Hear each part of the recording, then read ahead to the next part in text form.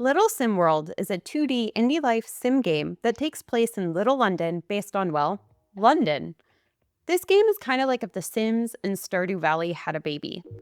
And multiplayer is even available if you have friends cool enough to play with you.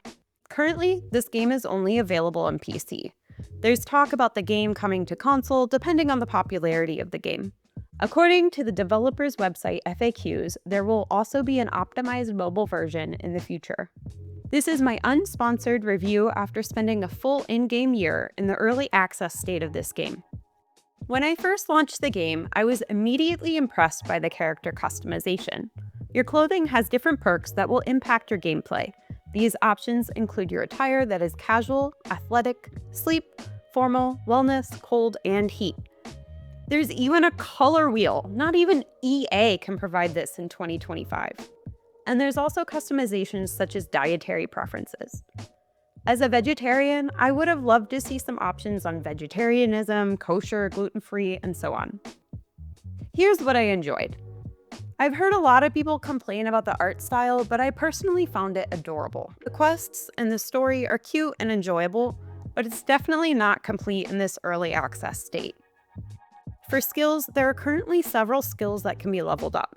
These include fishing, cooking, recycling, crafting, writing, knowledge, painting, and figure and fitness. I also really enjoyed the shopping. I found it adorable that you can go grocery shopping for your sim.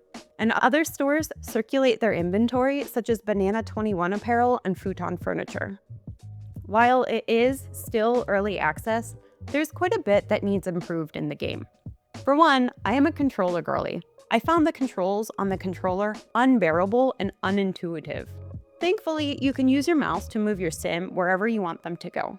The developer roadmap shows that they are continuing to work on improving the Steam Deck and controller support, so there is hope for the future. Also, walking around Little London took forever. If you're cold or overheating, it will cause further issues on your sim. Eventually, in the game, you will be able to unlock the buses, which cost about 3.5 crowns per ride. According to the developers, there will be an underground tube very soon, and scooters are also planned. There's a lot of different ways to make money in Little London. The notice boards include several tasks, such as read for 6 hours, write for 3 hours, write a book, complete a large painting, clean out 3 dumpsters, and so on. You will be able to bundle these up, such as completing a large painting and also complete 3 paintings. Then you'll be able to sell those paintings. I personally would have liked a more robust gig economy for a city setting. Perhaps you could be a delivery person with your scooter, similar to Uber Eats. Or you could do more for the businesses around town and work for them for a day. Graduating from the university gives you some perks, clothing, and items, but I was disappointed it didn't do much for the work that you actually accomplish.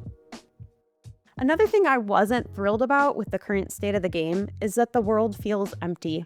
Yes, you can talk to many of the NPCs at stores.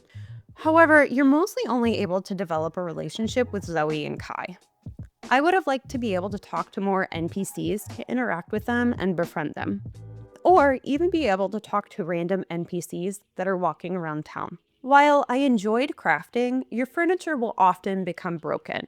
You'll then have to go to your workbench and grab the items to repair it. I would like to see them improve this mechanic so that you are automatically able to repair your items based upon your components in your workbench. For an early access game, I was expecting a lot more glitches. Don't get me wrong, they do exist. I mostly just experienced some stuttering in the game.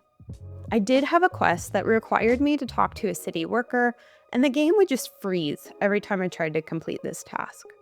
I was able to record this bug on Discord, and one of the developers actually gave me a save file that fixed this issue. Overall, I enjoyed my time in Little London for the first 60 days or so. After I completed all the story missions, it became very repetitive. The game moves at a slow pace. While you can fast forward, it still takes a lot of time to accomplish tasks. They added bubbles while you're working on gaining skills, which gives a small mini game where you press the orange bubbles to increase your skill experience. But I still found it mundane and boring.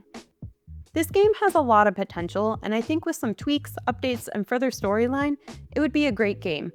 The developer roadmap shows that they are currently working on Chapter 3 and some new quests will be coming out soon. If you want to experience this game and are aware that it's very much in an early access state, I think it's worth it. Cozy Bird Gaming gives the early access version of Little Sim World 3 out of 5 feathers. I'd love to know, have you tried this game? If so, what were your thoughts?